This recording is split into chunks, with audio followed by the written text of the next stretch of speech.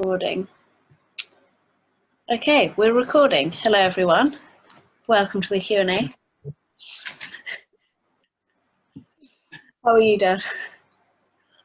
I'm okay. I'm good, in fact. I'm really pleased to see you. Good. Okay, well, what I wanted to start with was we had someone called Ian G say that he wanted to ask questions, but he doesn't have a Facebook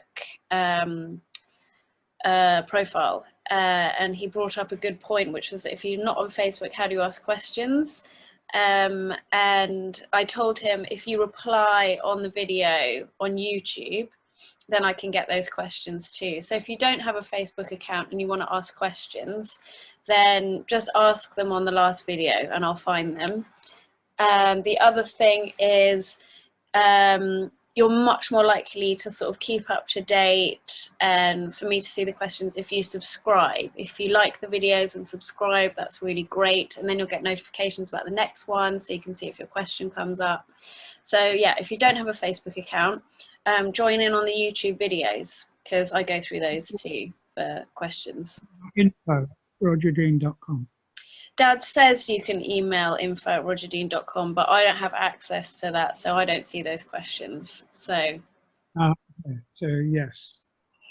so YouTube or Facebook is how I'm going to see them, and that is the best way. Okay, so we'll start with Ian's questions that he's commented on the YouTube.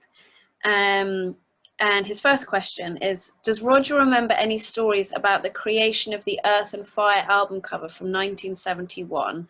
And were there two versions, one with a hidden blue figure beneath the cutout sleeve? Well, there wasn't intended to be any other than the original version, which did have the hidden figure.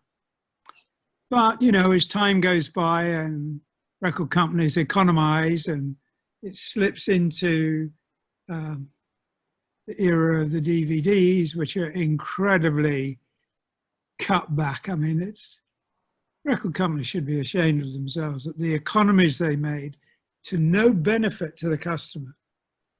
Yeah,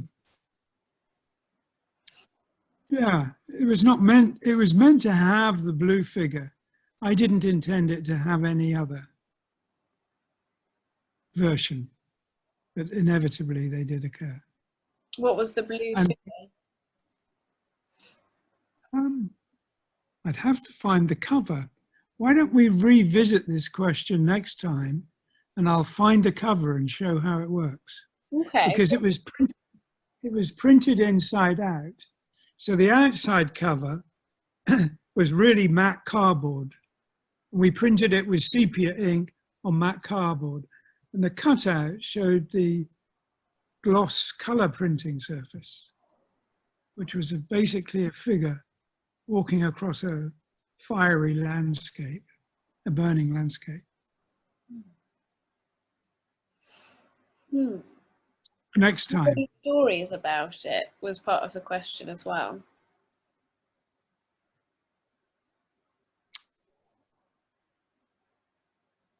Or what were you thinking?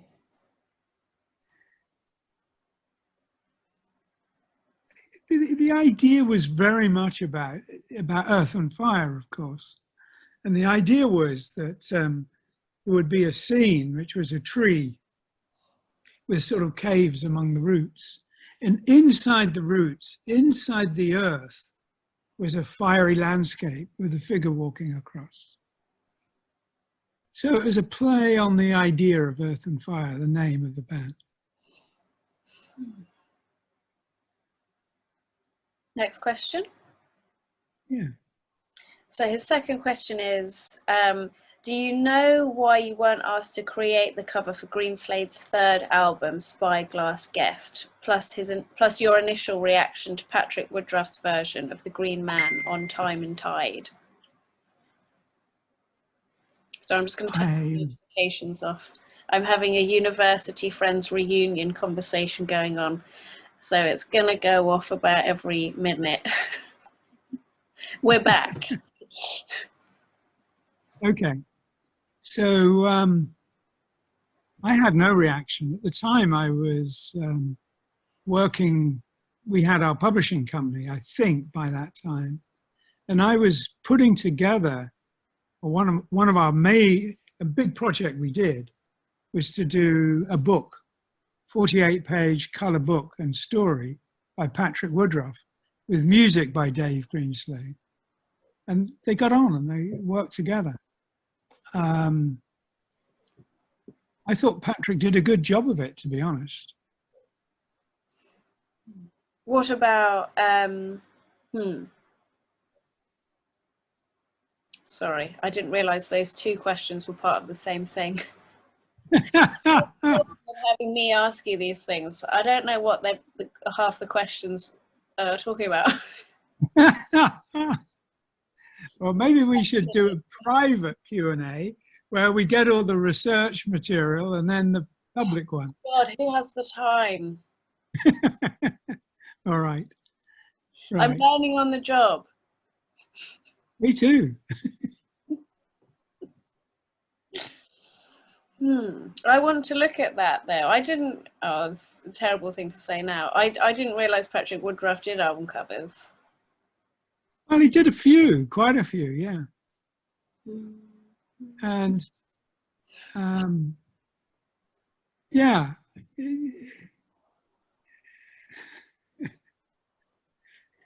I teased him.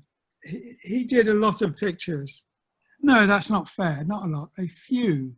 Put your screen down a bit. Your chin's not in the video. Yeah, he did a few paintings that were very clearly based on my paintings. And in his book, he credited me with doing it, which I thought was very graceful of him. He said I should treat it as a compliment, which I kind of did. But when I spoke to him, I said, if you're going to do copies of my things, like the Greenslade figure, you might at least have the good grace to not do it better than me. I remember when I was doing design technology at school, I did this CD rack with planished copper curved fronts, and I was really pleased with it. And then this other girl, halfway through her project, just ditched it in favor of doing this curved wine rack with planished copper on the front. It's exactly like mine, but for wine instead of CDs. And she got a better grade than me, and I was so Can you remember going back to Patrick? Can you remember visiting him? Yeah, Patrick's biscuits. I remember those are digestive biscuits for anyone who doesn't know. But I used to call them Patrick's biscuits because he ate a lot of them. And I remember something about snails, like a bucket full of snails. Yes, he did a beautiful decorated bucket with a wooden lid. It was beautifully made. And he would collect snails in his garden and release them in the churchyard. And I also remember his wife. Yes. I think, so people could have a normal conversation, took me into the garden and we blew bubbles. She had a little bubble thing and we did that for a very long time. Long enough that I remember it being a long time, but I loved it. Yeah, he was nice. Huh? They both were. Yeah. They were both. Yeah. It's funny, isn't it? Because I think adults often maybe ignore or don't realise the impact they have on children. But the fact is the children grow up and they remember. They remember those people who were nice or not nice. And I remember that they were very nice. Patrick very sadly died a few years ago. Okay, should we go on? Yes. So our next question. Do you prefer to paint large scale? Unfortunately, I don't have the name. So yeah, again, so for these next questions, I'm really sorry. Some of them we have names for and some of them we don't. But I haven't gone through them this time, so I haven't got the names, but we'll get the names in future, or if you want to just tag yourself or comment if that was your question. But the first one is, do you prefer to paint large scale?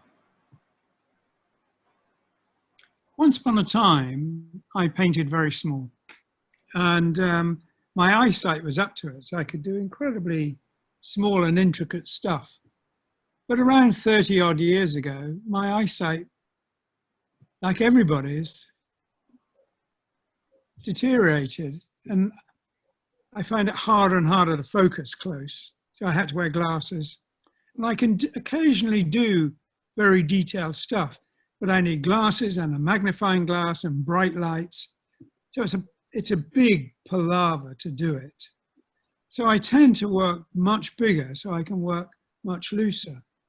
And I actually love that process. So simple answer, when I'm working on a 6 foot by 4 foot painting, that is my favorite size, yeah. I do get pressured a lot by people who like to buy paintings that are smaller and would fit in their homes. So I do both, but I do like doing big, yeah. I mean, obviously like it's an issue here in Japan that's sort of talked about a lot. There's a phrase, I can't remember who coined it in the art world, that, you know, bigger is better. But the fact of the matter is, if you do anything bigger than about this in Tokyo, absolutely no one will fit it in their apartments. Even if they're very wealthy and have relatively large apartments. Obviously, I don't care, and I just whack them up and pack them in. But if you like a kind of cohesive, you know, coordinated look to your home, then you can't really buy a lot of big pieces of work. Yeah. I do have, and I wish I'd marked it, a print of a Japanese artist. So it's an artist making a print of another artist doing a huge painting. And it struck me because it was very unusual. I'll see if I can find it. It's weird, actually. Last night, Mitsuas and I were watching The Karate Kid 2, and I completely forgotten what happens in it. And they go to Okinawa. So Mr. Miyagi's dad is very ill, so he goes to Okinawa, and Daniel-san joins him. And they're in Okinawa, and Mitsuas is like, this is not Japan. And then I looked at it and I was like, you're right, I've definitely been to Okinawa, and this does not feel, this looks like Hawaii. And they built a whole, like, old farm village in Oahu.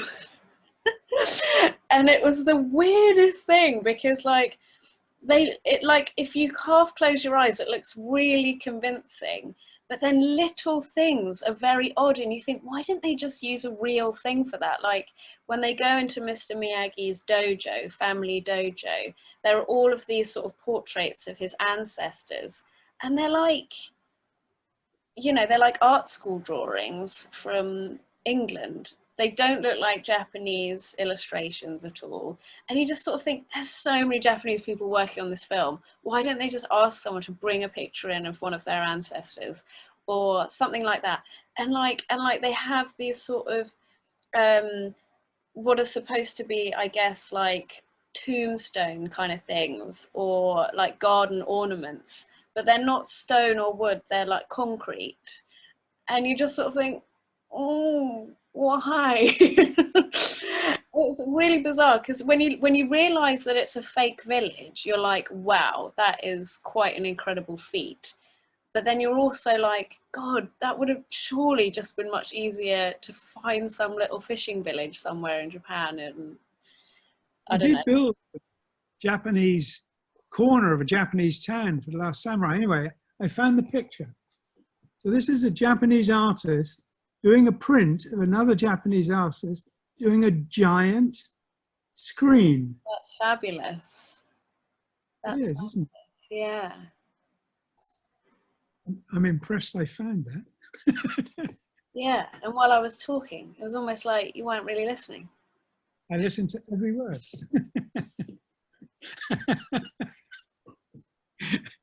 get on with it. I don't know, it's just very surreal when yeah. And it was the first time, obviously, that I'd watched that film since I've actually been to Okinawa. And it was just odd. It was just really odd. But you'll have to watch it again and see what you think. Yes, yes. Have we got it here? We probably do, don't we? Yeah, it'll be somewhere, definitely. I tried looking for it, I think, when I was there, because we watched The Karate Kid together, didn't we, when I was in England? Yeah. Okay, so the second question. Have you any thoughts about which part of the painting you'd like to see on the CD cover, bearing in mind the shape constraints on the CD packaging? I guess this is a question referring to the DBA cover that you're working on now. Haven't given it any thought. It doesn't really trouble me much.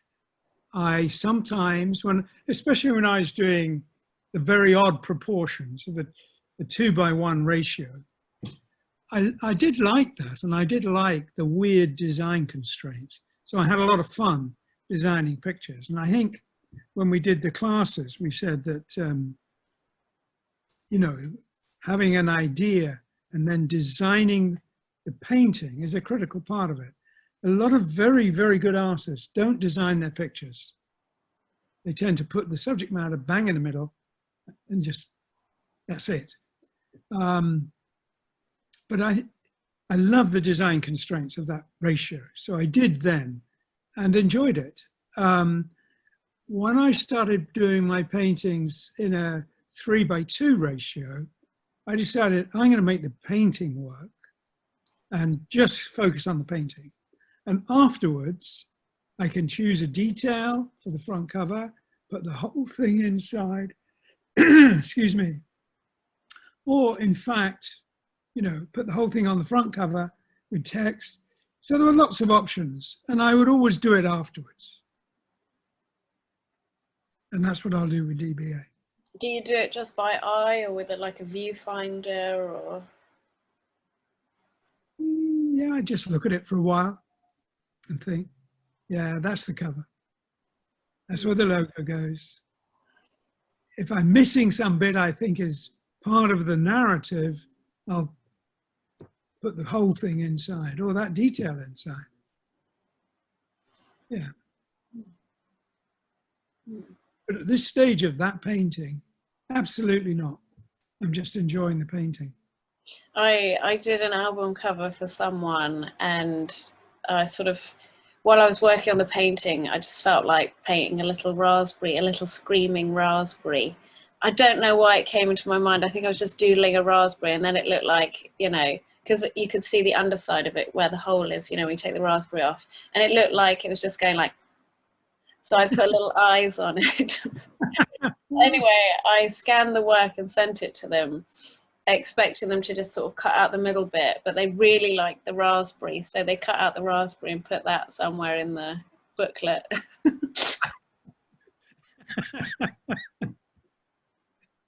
Well, what can I say? That was good, but you Fell out of my paintbrush, as Michael Kaluta would say.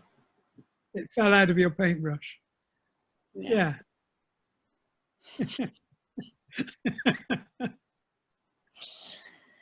So our next question is, really enjoying this piece. Originally you mentioned 3. Who is the third to be for?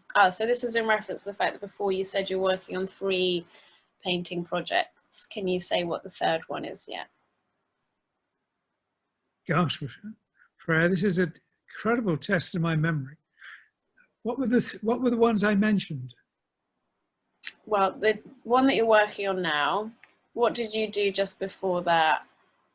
Or wasn't there one that there was a painting that you were working? People, you're expecting too much from us. Ask your questions, please. I was thinking about this the other day. I was like, I guess if I'm a huge fan of somebody's work, I want to ask about specific things that they did and how they did them. But actually, I think I'd also want to know things like, you know, what's your experience of people in one of the antisocial behavior disorders? Have you got thoughts on that? Do you have good ways of dealing with people who are borderline. Just things from life, you know, like what's your breakfast ritual? I think I'd also want to, so guys, if you want to ask Dad like non-art related questions, that would also help me out, considering I, you know, have gaps in my interest in Dad's back catalogue.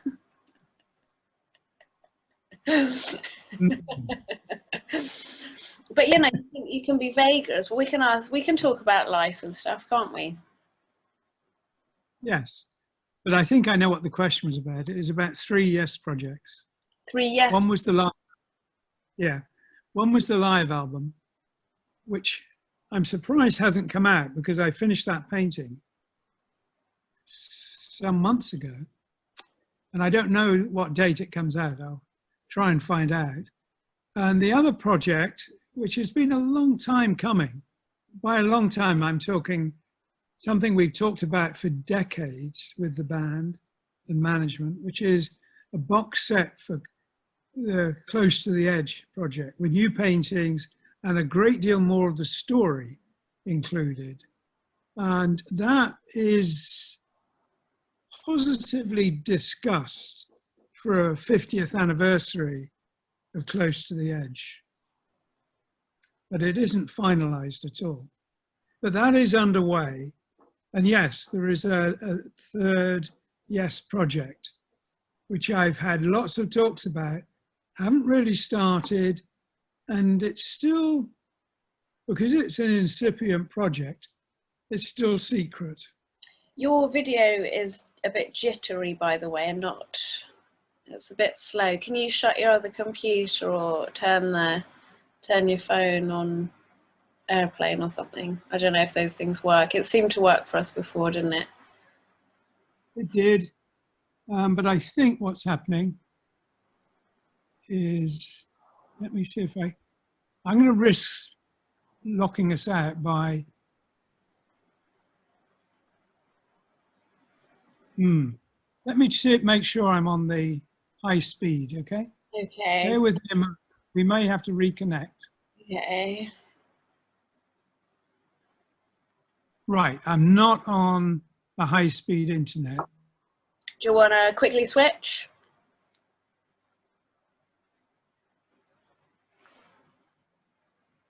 Sorry, everyone. Hopefully Dad will be back in a moment.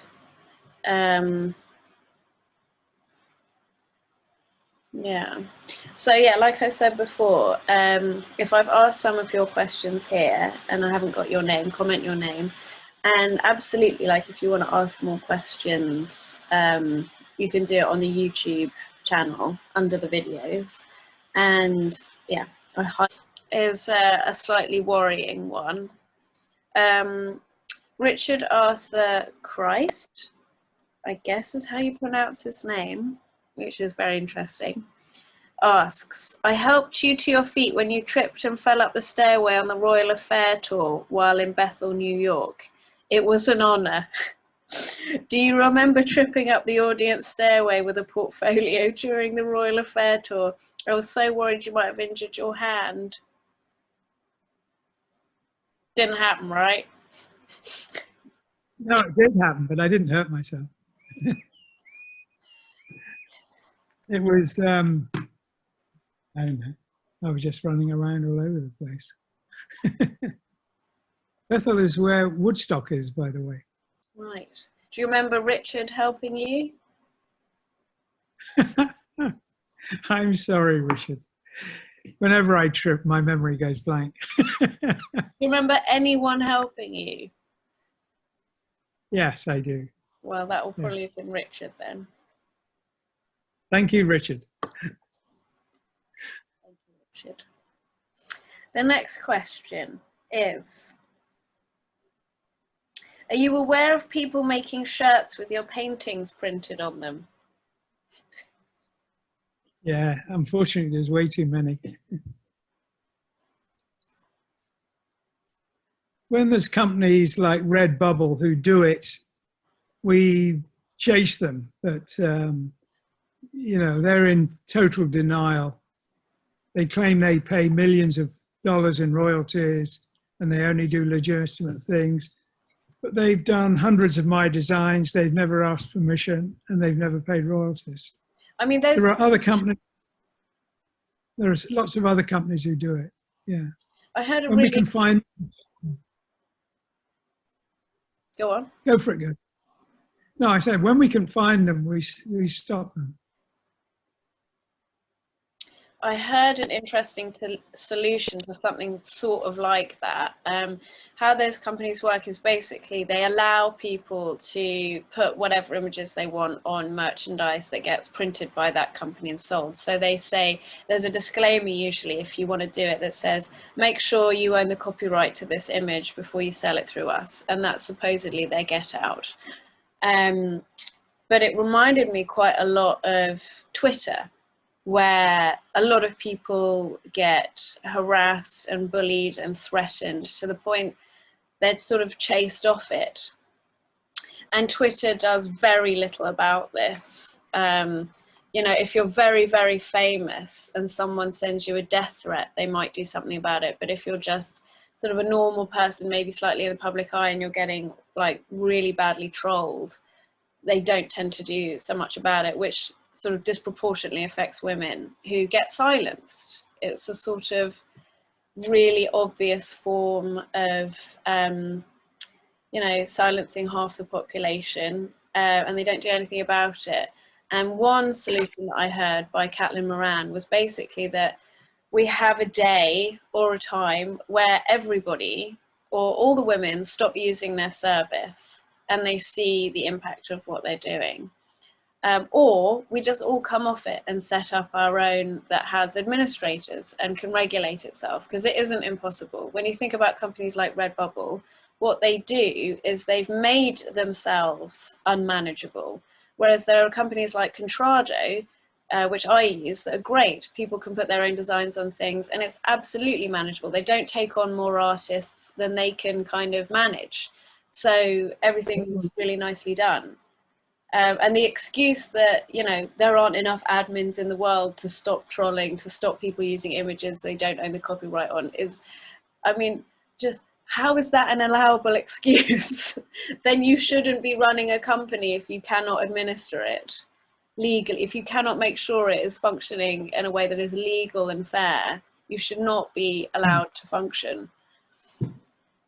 Well, here's the thing about Twitter. I think your idea about Twitter is a good one. It's not mine, it's Caitlin Moran's idea.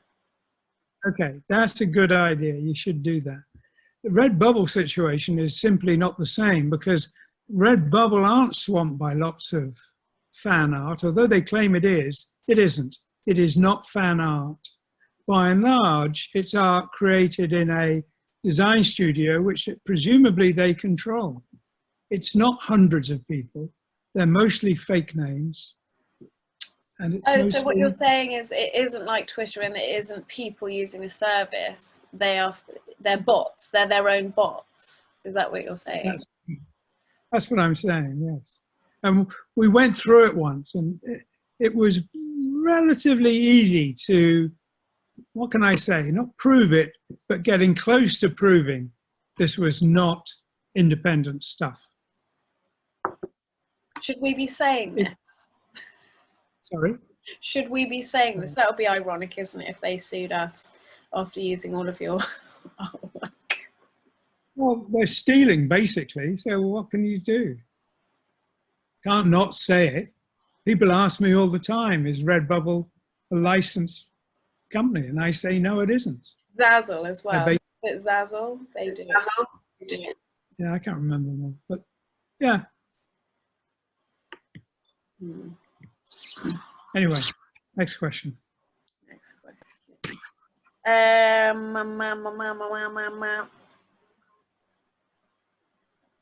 Do you turn down album art due to time constraints? Does that happen? Sadly, yes. There are often projects I think, oh, I'd like to do that one, and I just don't find the bandwidth. I would, yes, yes. Sadly, I do have to, yes. But for the right price. Well, it's not so much the price, literally the hours in the day, but go on. Someone asked me to do a job that, and they asked me a few days ago, and the deadline was beginning of October, and I was just like, "You have got to be joking." And then I thought, well, like, they didn't give me how much they're offering. Maybe it is doable. And I thought, I don't want to ask because then it sounds like I might do it. Tricky. Yes.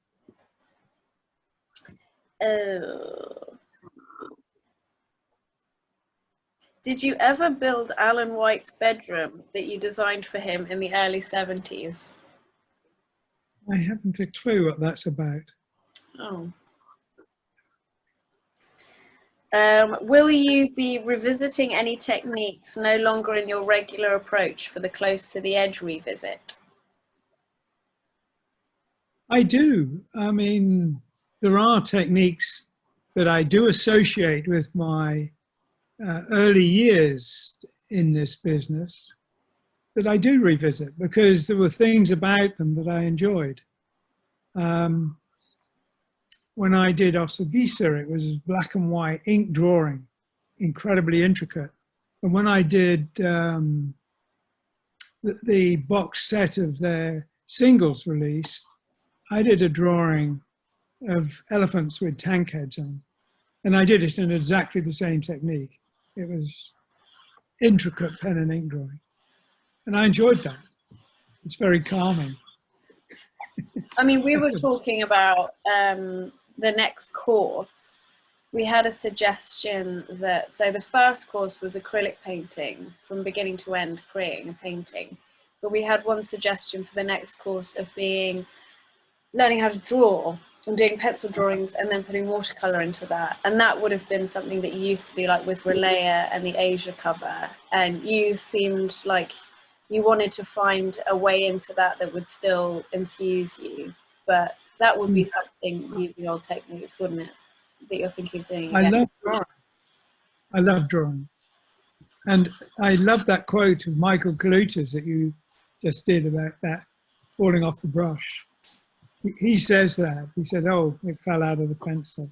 But when you are drawing and distracted, but totally into the zone, as it were, stuff comes out that you just don't expect, and it's wonderful. So, drawing, yeah, good plan. Got another question? Yes. Did you do some work for heavy metal?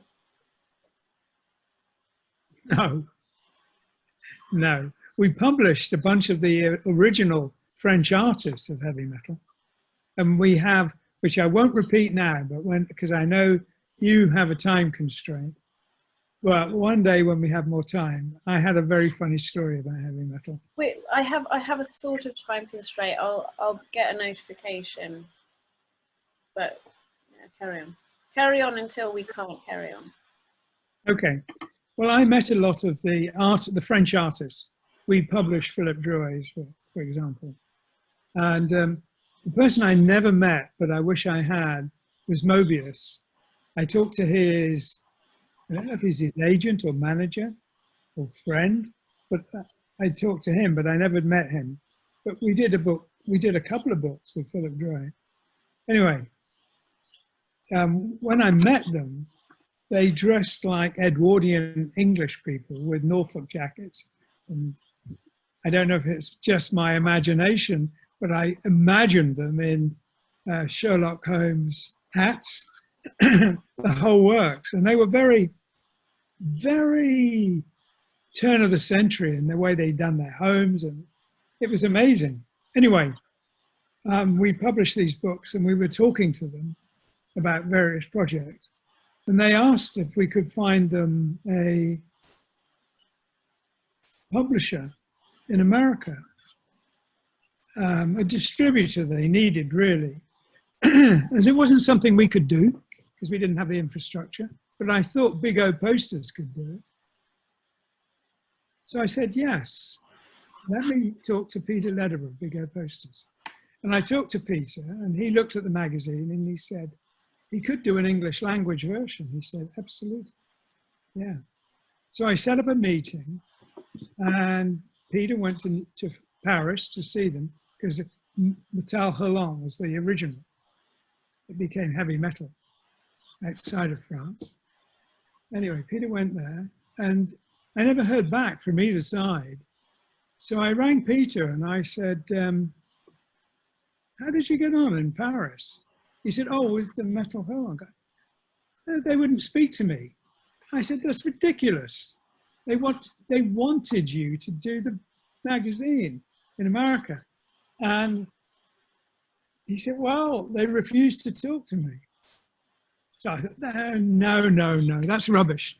So I ring up Metal Hurlant and I'm talking to them and I say, Peter came out to Paris to see you and he says you wouldn't talk to him.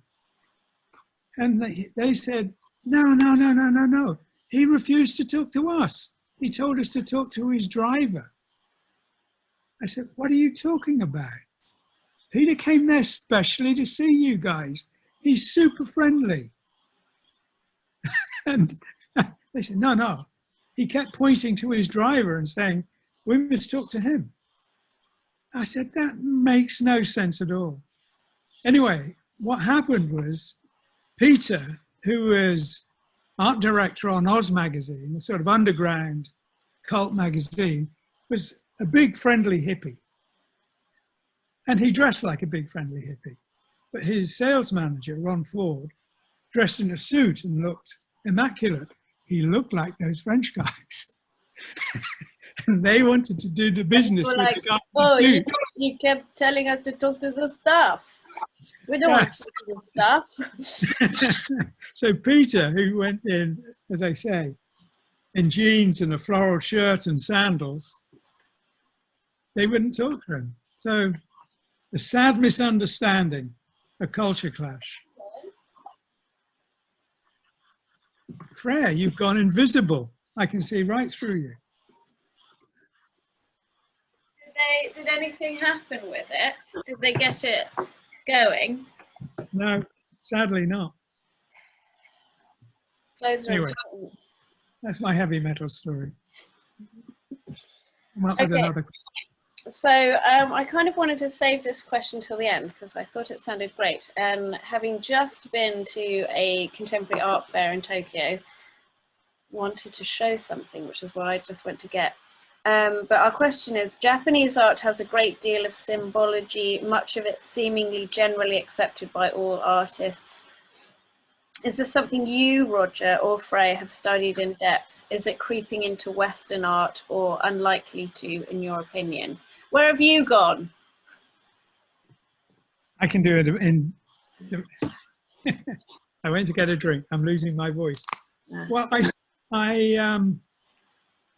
weird. I got a book just now. Yeah. Carry on. I got a book just now. I think the influence of Japanese art on Western art is a century and a half old. The Victorians discovered it, and it's been weirdly reciprocal because the Art Nouveau movement was heavily influenced by Japanese art. And in turn, a lot of Japanese art was influenced by the Art Nouveau movement. So it was an interesting toing and froing. Alphonse Mucha is still a big deal in Tokyo, in Japan.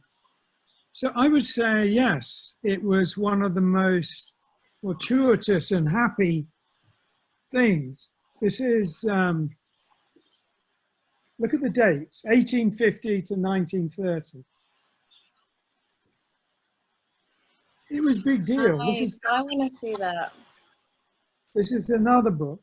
This is about Beardsley and Japanese art. Japanese.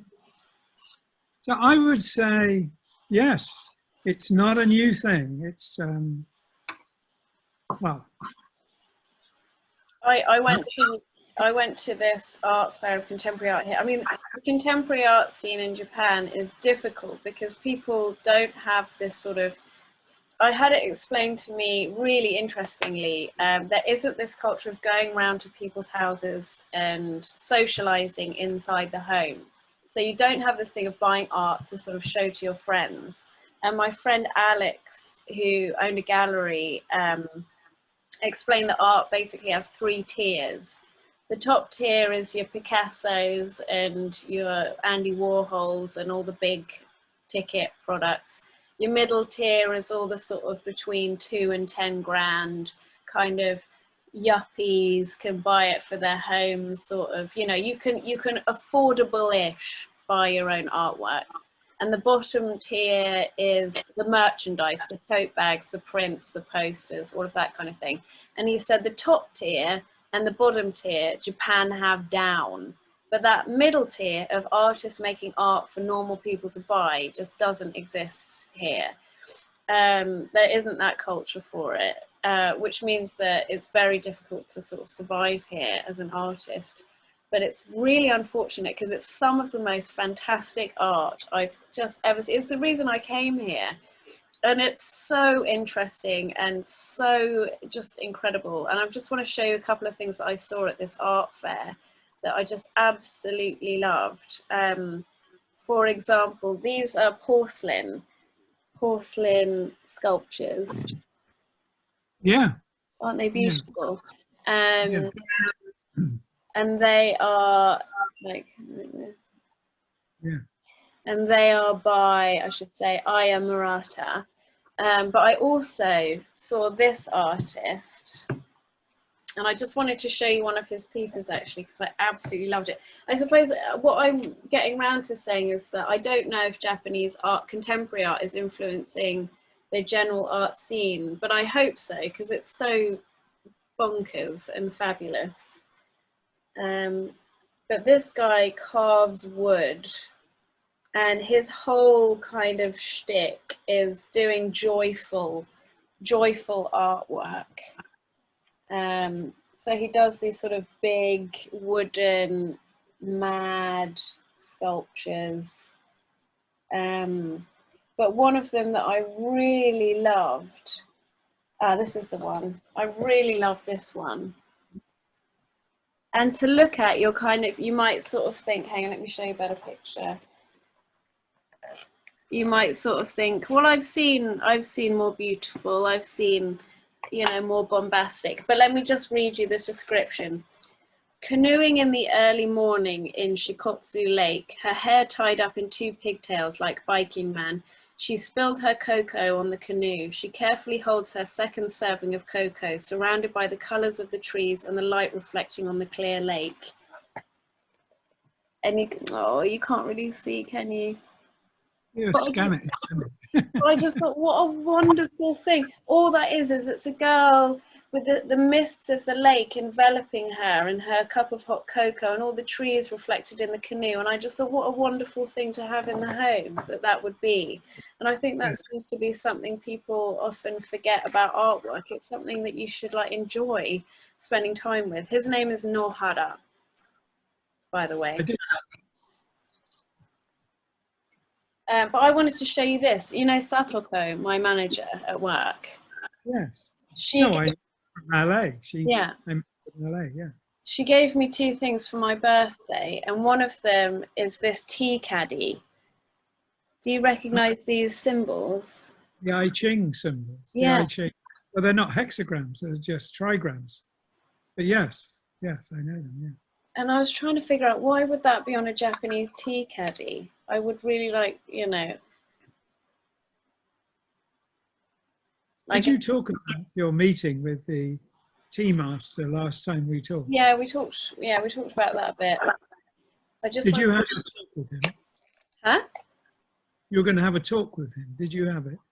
So that's going to be on the 14th of October, and I'll put a link up. So so actually that's the subject of a talk that I'm going to give, is how Japan's traditional way of looking at and experiencing making art is going to influence the future of their art market and art world here, because copying the Western model isn't working for them.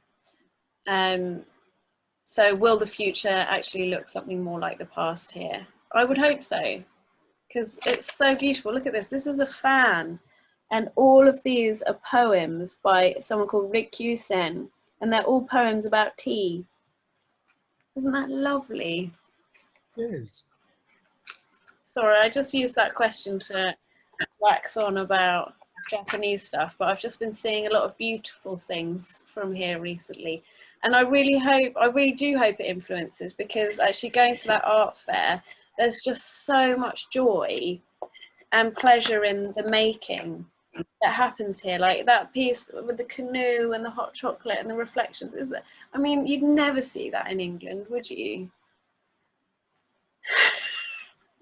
Well, I've never seen anything like it. I just think England has a really bad Protestant hangover of anything pleasurable being seen as somehow morally corrupt. Or anything material is seen as materialistic. Hence, there was a great deal of enthusiasm in art schools here for conceptual art, because it essentially didn't exist. It is a weird thing, you're quite right. Philosophically, it's weird, and it clearly isn't about art. Art is kind of a threat, especially if it's beautiful. There was something I wanted to show you. Hang on a second. Can I have a quick look? Okay. Okay, now we'll go through the questions, then I'll show you. Well, those are the main ones. The other ones that I have, you've definitely answered in recent Q&As, so. Okay, well, I think this business about the interaction between Japan and the West and Japan has been powerful and is ongoing, but I think, you know, I don't think Japan has a lot of useful stuff to learn from modern Western art. Well, what it has to learn is how to market itself to its own people and abroad. And whether you think that's an important aspect of art or not, that's the aspect Japan has to learn if it wants to. Of course it's important, because if artists don't survive, they won't exist. So they have to survive. Yeah, I guess it's the way that it's done. We've got an art advisor at work, and he was told recently by the guy who runs one of these art fairs, giving too much away, but basically he said it's a waste of time investing in artists who aren't already established, and that's their way of doing it. You know, that seems to have been the lesson, that you buy art because it's worth something and will accrue more value, and the safest way of doing that is buying someone who's already established. And it seems like what happened is we've absolutely skipped the area where people who can afford it support, invest and encourage up and coming creative people. So you've got this whole just stagnant block of artists and art that's not going anywhere, and the people at the top who are kind of getting along okay, and that just seems like not really the way to do it. For me, I would say that if there's a lesson to be learned, it's to enjoy it. Yes, that's the missing link in this, is loving it so much that you really want to buy it or have it. But the artists you mentioned at the top, people like Andy Warhol and Picasso, are beyond caring because they're dead. Now hit stop. I think what will change everything is house prices. If there was some way of moderating their acceleration price-wise, so you could buy something, so you could put holes in the wall to hang work, so you could buy something a little bit more spacious that you could fit a dinner table in and have friends around, and just start building a culture where art is part of the enjoyment of people and your life. I mean, I think everyone lives very temporarily here. You know, you sort of, you go to the big city, you try and make your money, you get stuck here because actually you can't just make your money and get out. You're probably going to be on the same salary for decades, and you live like it's impermanent, like everything is impermanent. So why bother getting a bigger space? Why bother, you know, getting a dining table, putting art up? Who's going to see it? I've just got to make my money and get out of here, kind of thing. And I think that the problem is, for art, for you to want and buy and enjoy art, you have to have a home. You have to have somewhere that feels like a home, that you want to make, and you have to have confidence in your own idea of what you like. And I think that's something that definitely was a thing here, that seems to, in the city at least, have been slightly bypassed in favor of just getting somewhere, surviving in it, sleeping in it for 6 hours, and then going to work. I think both Japan and Britain have big issues about making proper homes for people. We have to rethink the issue. It's perfectly possible.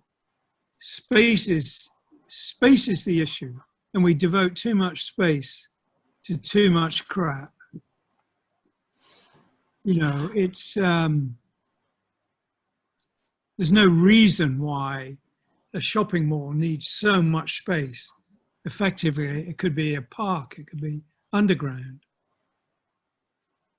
I mean, this is a You slight... don't need windows. You don't need windows in shopping malls. You don't need windows in cinemas.